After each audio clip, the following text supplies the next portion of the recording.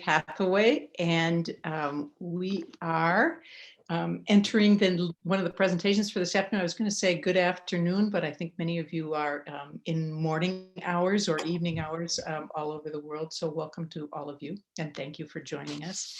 I'm Kate Hathaway. I'm a psychologist who does clinical work and also teaches at the Earl Bakken Center for Spirituality and Healing at the University of Minnesota. My co-presenter is Sarah Abbott, who is from the University of Virginia, Department of Film, and did a fabulous presentation yesterday. Thank you, Sarah, talking about plant visions and our communication with trees primarily, I guess. Yeah.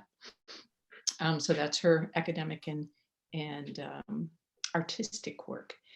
Our upcoming presenter is Rachel Corby, who's going to talk to us about knowledge and approaches to being in respectful and collaborative relationship with plants. Rachel is an author, a plant whisperer, and a rewilding coach, and she has worked on communication with plants for 25 plus years, I think is what she said in her bio. She does online as well mentoring to help encourage people to develop a close and important relationship with plant spirits and to reignite their own wild core. And she has a book called Rewilding and the Art of Plant Whispering, which sounded fascinating. I'm always a little fascinated by the choice of words that we use to talk about whispering with plants, because it's such a quiet and respectful way that we approach that relationship. Sometimes for me, though, it's more about a song or a dance or a hug, and I'm sure Rachel will talk about that when she talks about what she says is her raw, wild, our own raw, wild nature and how we approach those relationships. Please enter your questions in the Q&A section of the box on the bottom rather than the chat. And I will now turn it over to Rachel. Thank you. Hi, well, thank you so much for having me. I feel so honoured and so grateful to be here. And thank you to both Kate and Sarah for being with me on this presentation. So I don't feel lonely here on the Zoom. And thank you to everyone who's been part of this incredible event, this incredible conference. It's just been such rich conversations and so many interesting presentations. It's just really is an honor to be here. So I just want to talk a little bit slightly about myself, actually. If I did a recording yesterday, a 10-minute recording, which was a guided meditation to meet with plant spirits, and in that I talked about my relationship with mugwort and how mugwort helped propel me into sort of stepping into the public realm with this discussing and sharing the communications I have with plants. But of course my relationship with plants go back much further than that. And I think the moment that I started seeing beings as opposed to green things when I was looking at plants was when I was doing my degree dissertation. The research I was doing, I was up a remote Scottish valley for about a month throwing transects, which are basically 1 meter squared, like I don't know, measurement devices that are cut into 10 centimeter smaller units so that you can count the plants. And I was basically, I was looking at the microvegetation on a slope, and to the untrained eye, those slopes were just green. They were just grass with a bit of moss, maybe some heather. But in my most diverse quadrat, there was 75 different species. And I was actually really blown away because I suddenly discovered that grass is not just grass and moss is not just moss, but that there was a whole community of different plants within that very small area.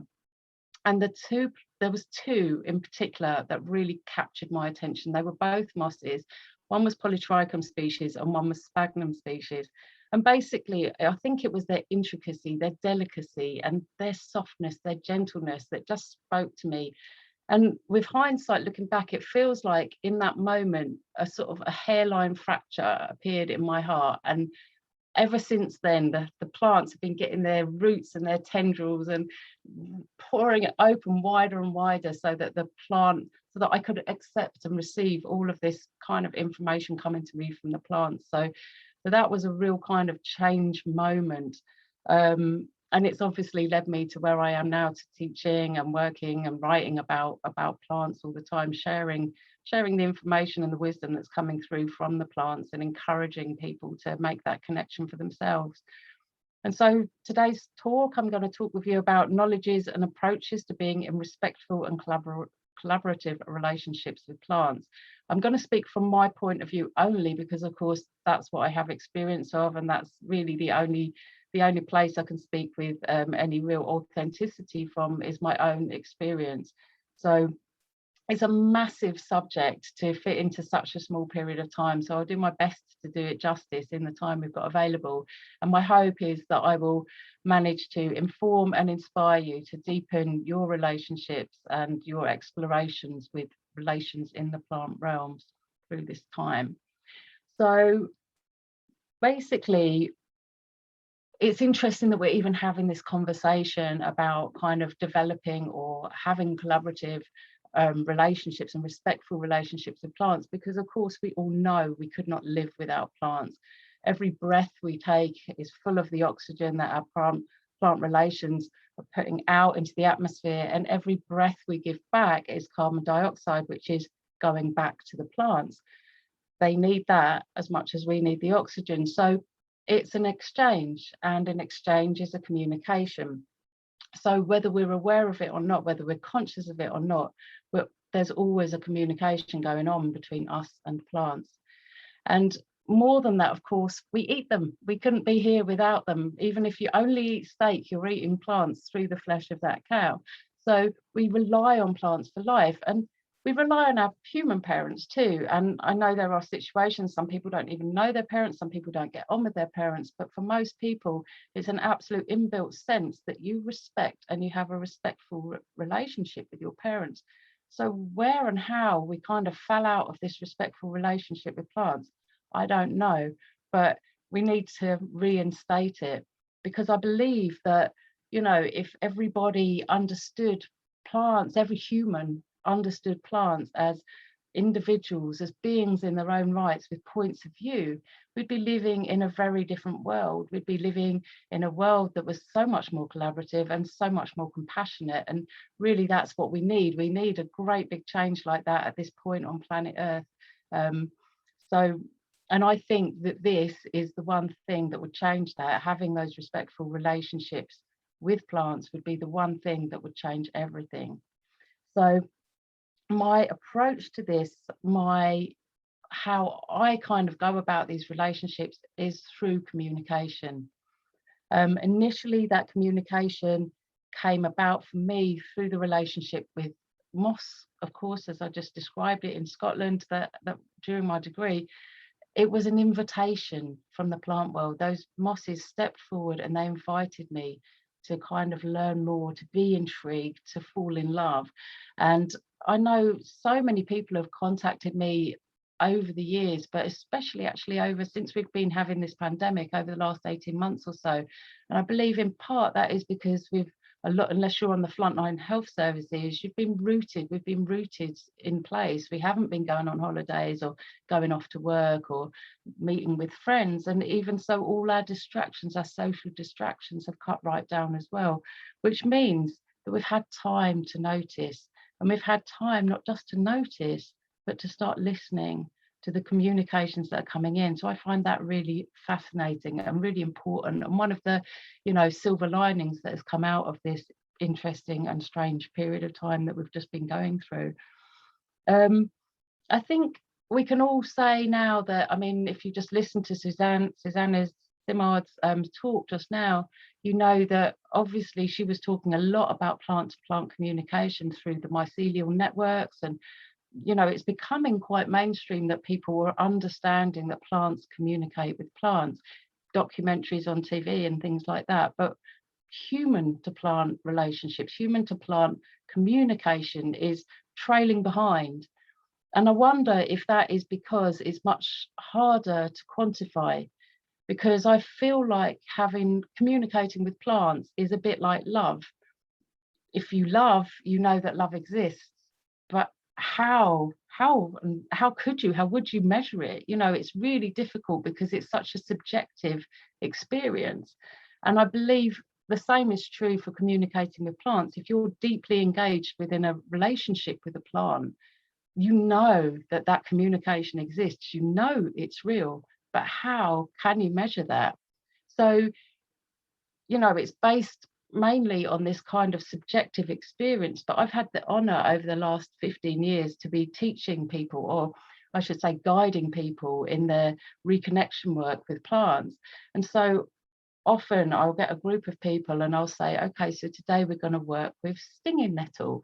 And I send everybody off and they all go and sit with stinging nettle for an hour, and they come back to sit in circle and share what they experienced. And what you get is some very individual and unique stuff that happened for each person, but you also get a theme, maybe not just one theme, two themes, three themes that run through the whole group. And that for me is enough proof that there's something coming from outside. It's not just us projecting out, it's the plants also contributing to giving us something, to bringing something into that circle that we all touched and we all felt. So that for me, that's my proof that it's happening. So that's where I'm coming from. So yeah, one second. So I believe, yeah, so where am I? So how do we get to that place where everybody is in the holding the belief that plants are sentient, that plants are able to communicate? If that is one thing that will change everything, how do we get to that place? Well, I think the building block, the primary building block, is to have the belief that plants, although they're different to us, they look different to us, they communicate in a different way to us, but they're fundamentally in the center of them the same as us, in that they can communicate, and in that they're you know, intelligent, and that they're you know, they're actual beings, they're alive, they're not just kind of things, they're real. And so that is, if you don't have that belief, then your mind will shut down anything that comes in. You'll lose confidence in what you're receiving, and you'll rationalize it. Your mind will take over and tell you that you're just making it up. But if you can hold on to that belief that they are intelligent and like us, and that they can communicate, then you've got the starting point. And adding to that is, I think it's also really essential to acknowledge the sacredness of plants and plant life, and the fact that they are as valid, as an important and as interesting as a human being. And if you already have that belief that they can be like that, us, that they are like us, then also that sacredness, that belief and that understanding, that acknowledgement of their sacredness also, you know, comes straight away, they come together. So those are the two kind of building blocks that I would say are essential before you can kind of take it any further. I mean, my knowledge of the plants initially really came from that invitation from the moss. It was a direct communication, and gradually it started dripping in. It was kind of like I was being nudged in certain directions, this way rather than that, and they all had plants in them. And eventually, so by the early 2000s, I started to kind of look for books, you know, look for information on plant consciousness. And back in those days, there was very little written about it. So then I sought out the authors of those books, and I went on trainings and apprenticeships and all sorts of things with those human teachers who furnished me with some tools and techniques, some skills for you know, for slowing down and for getting myself out of the way so that I could hear the plants more clearly. I've also had the great honor of you know, meeting various different medicine people and indigenous medicine people around the world, and they taught me in a different way, because they would invite me to share what I did, how I approached communicating with plants. And then when I said something that resonated with them, they would light up, and then they would open up. But the common theme amongst the few medicine people that I have worked with was that they all, because they of course they didn't have access, certainly in the early 2000s, they didn't have access to to books, to the internet, to any of the international teachers that I had. It all came directly from the plants. And so their learning was about time, it was about dedication, and it was about perseverance. One of my teachers, he was every day from the age of 6 years old, was getting up before dawn to be there as the plants woke up and to learn directly from them. And that is just like it's so beautiful. My hairs stand on end when I think about him and his relationship with the plants. So after all these experiences with all these human teachers, basically I went back, of course, although the plants were there all along, but I went back to direct experience with the plants because I'd learned enough to get myself out of the way. And the good thing about this communicating with plants is that it, of course, is nothing new. We've always been doing it. So there is no need for fancy tools or, fancy equipment or like protracted learning or grandiosity, any of those things. It's our wild Gaian lineage. It's deep within our souls. It's something we already have in there. So it's more about remembering and unlearning than actual kind of book learning and going to study University of Minnesota, but to go and study, because it comes directly from the land and directly from the plants and from deep within ourselves, actually. So what I would like to share with you now really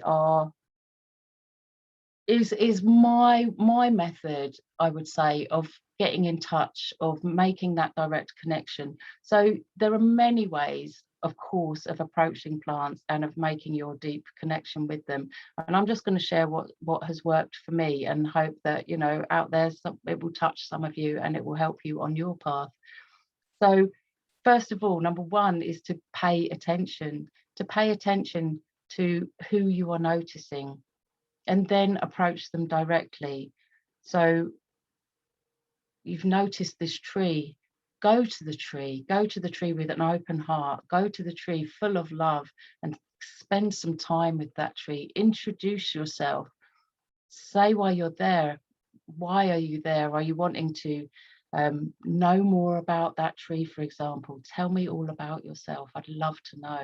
I'd love to know all about you. So ask a question, or just at least say why you're there. And then listen and give your gratitude. At all times, give gratitude. Even if you feel you're getting nothing back in response, give your gratitude.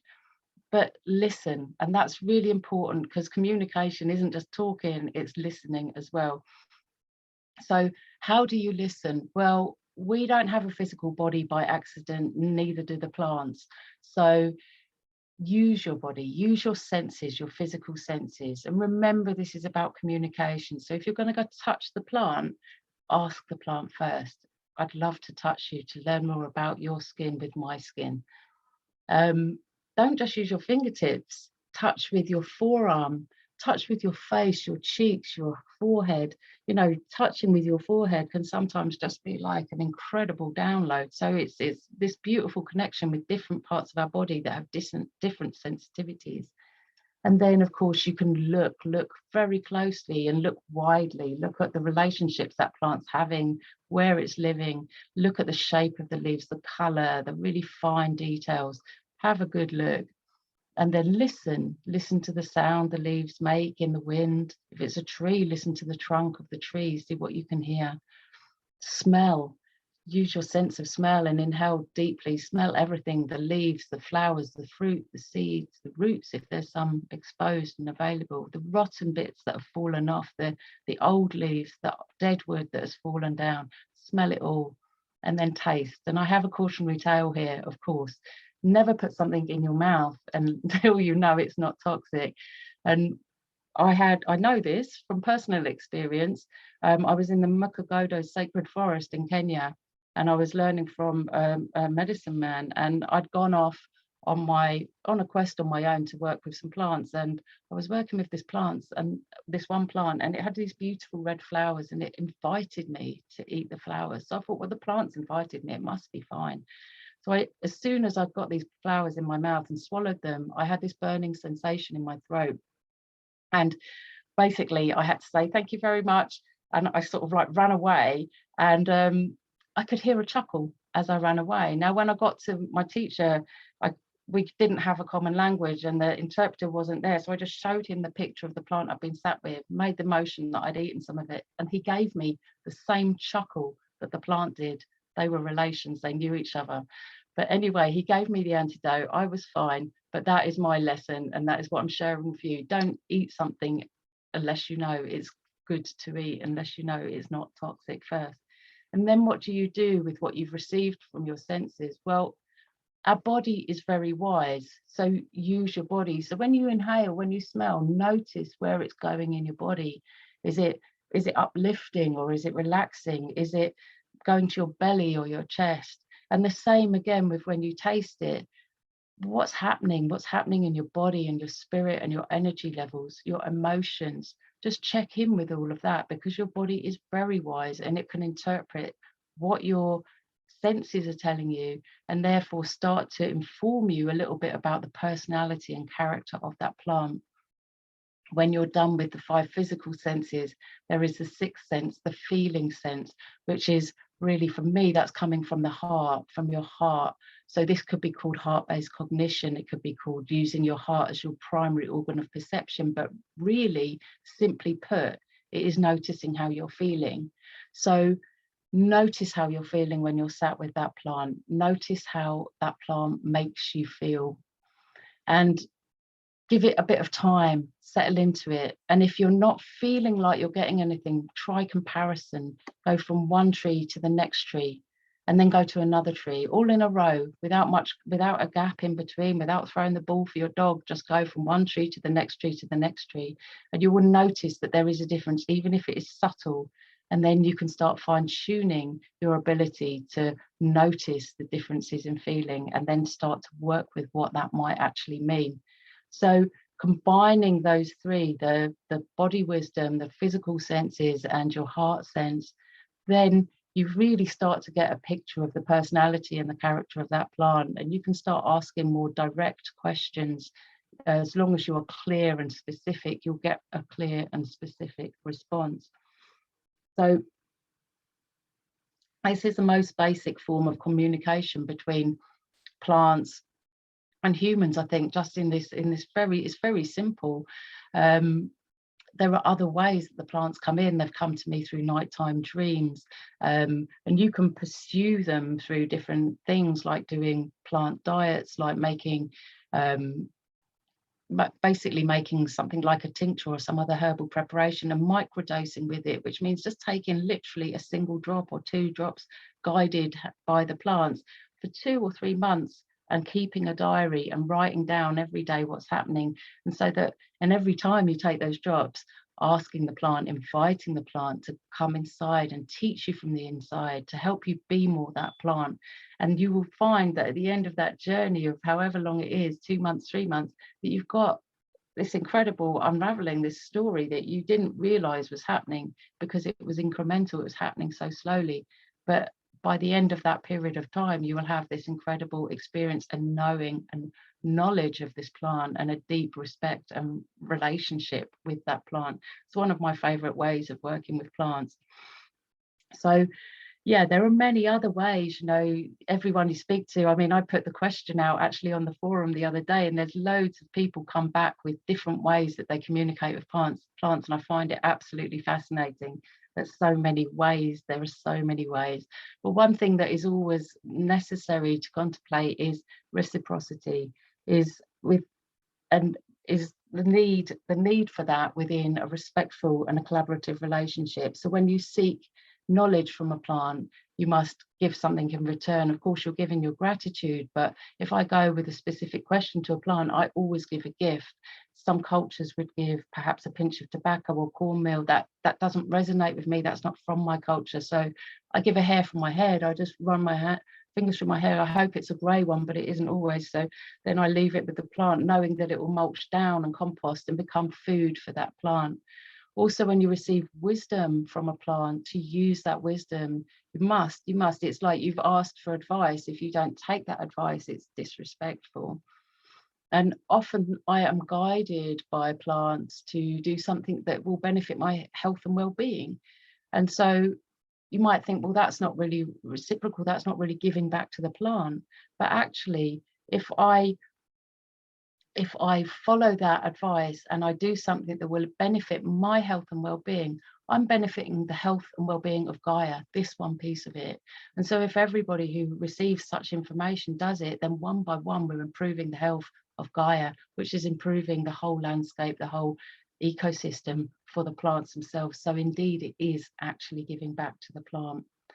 And then I sometimes are given some things that are quite out of my comfort zone, such as talking at a big international conference, for example, to lots and lots of people.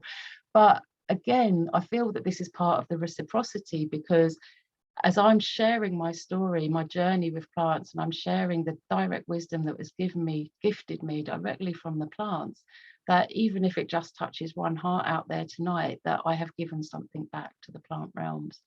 And it's the same with writing my books and teaching. All of that time, all of those times that I'm putting myself in that position where I feel nervous and uncomfortable, but what I'm indeed doing is giving back. And it's basically upholding a contract that I've got with the plant. The plant has gifted me some knowledge and wisdom, and my part of the contract is to live that wisdom, to give it back and to share it with my people, so that you too may have such experiences with the plants. And then we'll get to that place, won't we? We'll get to that place where we're all living with this deep respect and this deep collaborative relationship with the plant realms. And they've also actually, they've given me so much. They've given me a kind of a purpose and a sense of fulfillment that I don't think I would have otherwise got from anything else. So for that, I say, let's bless the plants and thank the plants and love the plants and do their bidding, and yeah, listen to the plants. Much gratitude to them. So yeah, I just want to say thanks for listening, because this is me, and yeah, over to whoever's ever asking the questions. Wow, that was so amazing. Amazing to hear about your experiences, and then these very practical tips for how to communicate with plants, and also acknowledging that there's so many different ways.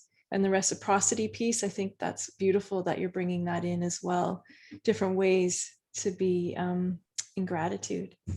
So yeah, I will be looking at the Q&A. There is one question so far. I'll keep an eye on the chat too. Oops, lots of questions coming in. Okay, so the question from Rebecca is, how do we make tinctures for plants, an oak tree, for example? So how can I get to know the oak tree to make a tincture? How can I get to know her better? Well, to make a tincture with any plant, you of course, first of all, check that it is non-toxic, and then you can use the fresh parts of the plant and submerge them. So in the UK, where I'm based, unless you are a qualified medicinal herbalist, you can only get store vodka. So I just buy the strongest, which is the most expensive and the best quality vodka that there is, which is about 40%.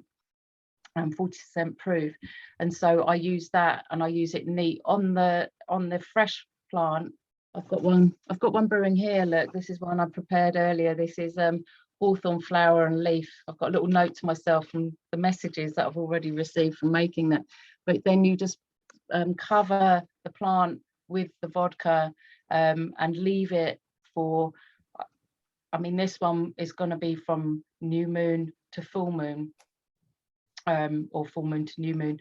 I normally do a moon cycle like that, like the half of the moon, but you can do a minimum of 2 weeks and up to a month or a couple of months, and then you strain it off and you make sure you put it through muslin so that all the plant pieces are captured and that what you're left with is just the liquid. And if you're going to use it in this kind of microdosing form to get to know the plant better, then it is simply, you just try with one drop, just try literally with one drop. It might be enough, and just put it on the top of your tongue and just kind of meditate with that and notice, again, it's this body wisdom, notice where it's going in your body, and just do that maybe every morning or every night, whenever is suitable for you.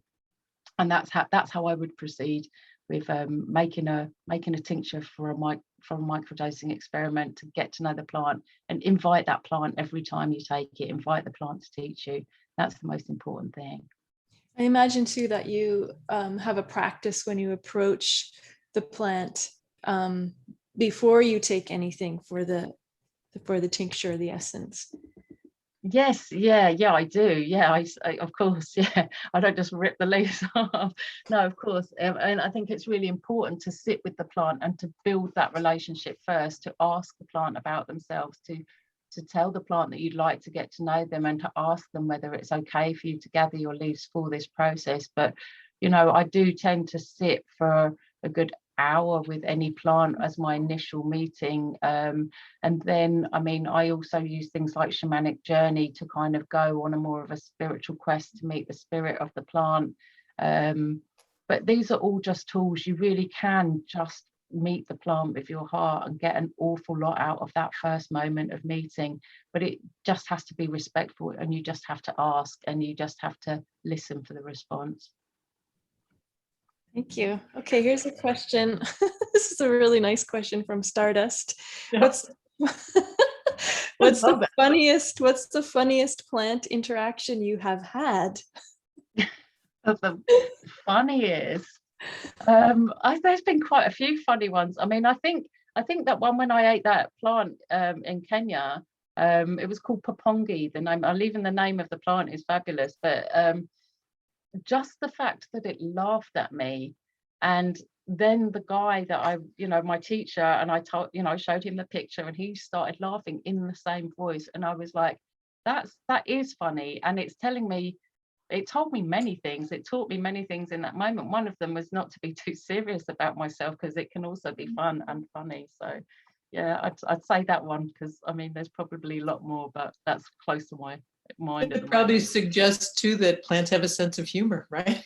Yeah, they do, for sure they do. In fact, I had actually in 2019, before all the whole lockdown began, but I was working with a group, and I always say to people, you know, introduce yourself.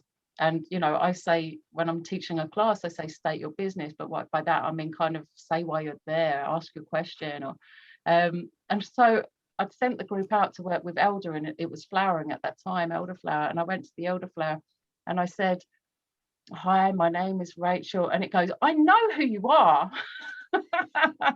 And often they don't speak to me with voices like that, but it was so clear, and I was like, okay. So that was quite a funny one as well. Oh my goodness, that's great.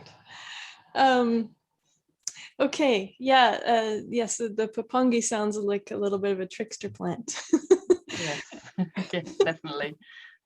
So here's a question from Kate. Are flower essences good to use for a 2-month immersion, as you suggested? Flower essences, again, I mean, I don't often actually use essences, just because I do sometimes, but I don't tend to make them. So I tend to use things like tinctures. Well, tinctures are a lot stronger than essences. So with regards to your body, as long as you're taking a really small dose, I would imagine that it would be the same like a tincture, that you can take them for an extended period without it having any kind of negative effect on you. So I would say yes. I mean, it's almost a homeopathic dose anyway, a flower essence. So it's just exchanging that energy. That's what you're really looking for, just to introduce that plant's energy again and again and again, and each time inviting it and working with it consciously, you know. So I would say yes, that should be absolutely fine. I would do that. Yeah. Rebecca asks, can you tell us more about what you have learned from plants, and or what have they learned from you? Oh, what have they learnt from me? I don't know. Probably how silly humans can be sometimes. I'm not sure. I mean, one example that I've got when I was writing my latest book, which is the one that you mentioned in the introduction, Kate, which is Rewilding and the Art of Plant Whispering, that I intended it to be basically a pamphlet, or, you know, a very small book, a kind of like A to Z of how to communicate with plants from my experience, obviously. And that's all it was going to be, like, oh, I don't know, 75 pages, something like that.